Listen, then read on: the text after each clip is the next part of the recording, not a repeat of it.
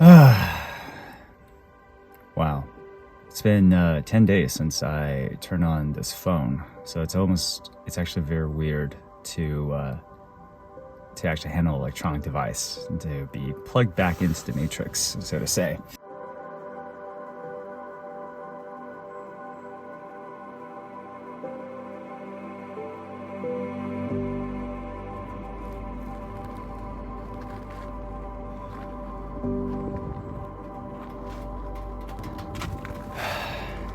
All right, here we go. Let's do it.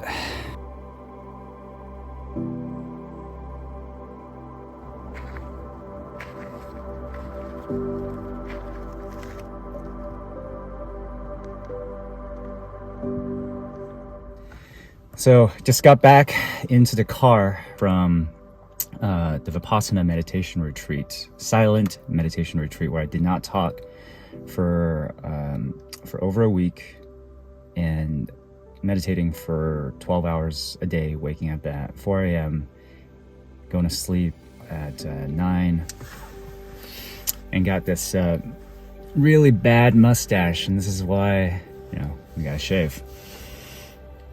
So this is a first impressions video. I'll probably do a longer one once I get back and actually get recollected.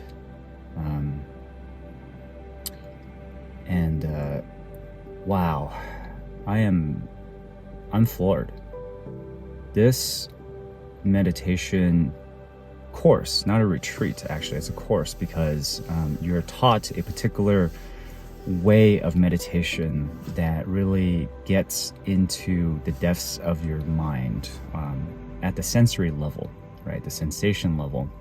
And it tackles many of the issues with craving and aversion that really assault us on a daily basis, on a moment-by-moment basis. And I learned so much. Not only that, I experienced so much.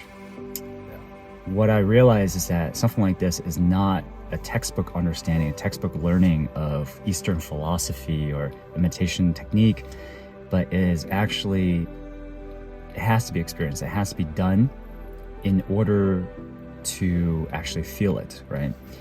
And I've never experienced so much ups and downs in my life. I would say within such a short amount of time. Sometimes, the fluctuations will happen on a daily basis. And for this retreat, I did it in Joshua Tree, which is gorgeous place in Southern California, in the desert. It's a healing place where every morning and every evening I would be, faced with a gorgeous sunrise, a gorgeous sunset. And those are the times in which I am out of my mind. Not out of my mind, I am actually with my eyes open, taking in the scenery, because for 12 hours a day, I just have my eyes closed, right? And by the way, this is going to be a stream of consciousness, because this is a first impressions review of sorts.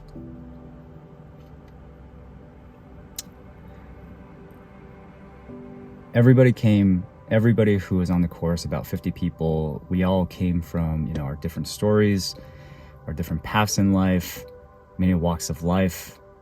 And the men and women were segregated, about 25 men, 25 women, for those 10 days. And we just dove in, right?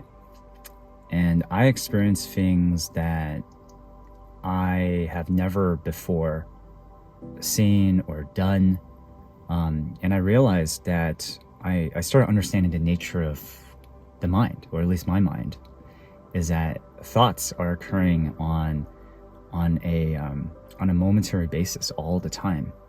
I already knew from mind mapping that our thoughts, the way we think, is actually nonlinear.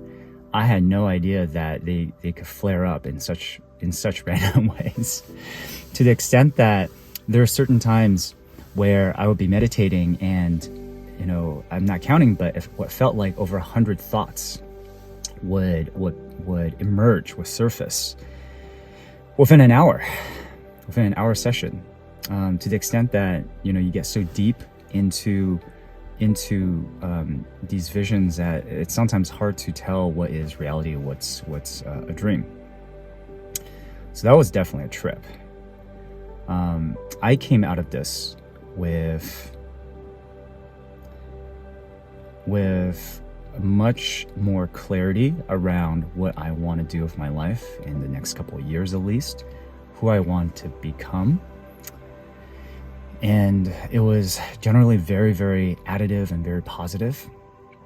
And hearing from some of the stories of my compatriots in misery for the last 10 days, some of them had a lot of healing work that they need to do, a lot of the issues to work through.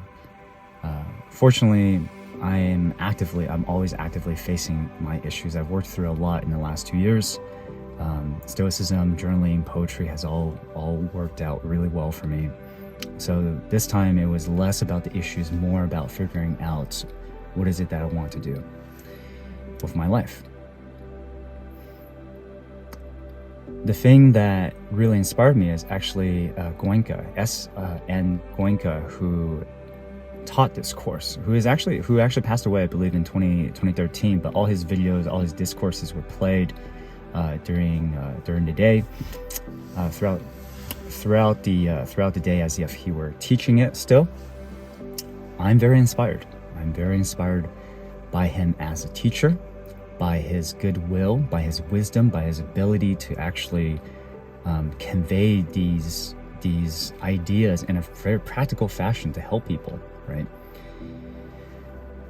I'm inspired to do the same.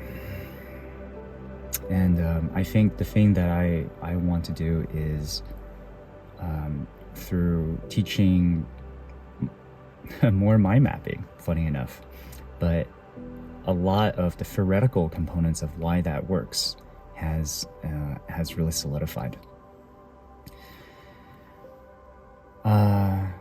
Definitely rambling a little bit, still getting used to talking after not talking for so long.